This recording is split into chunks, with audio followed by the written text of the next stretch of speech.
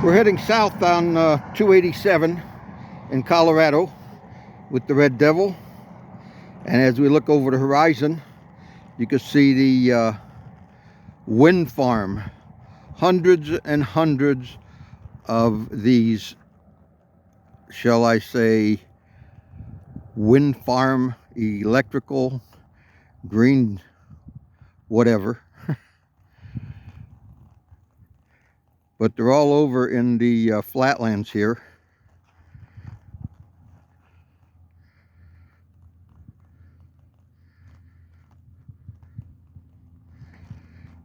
And you can see way in the back, those are all more wind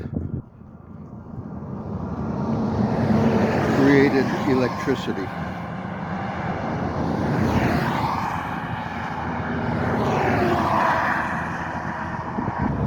A lot of semis on this road, 287 south. We're headed to Dodge City. And we stopped to take a picture of all this wind farm for electrical.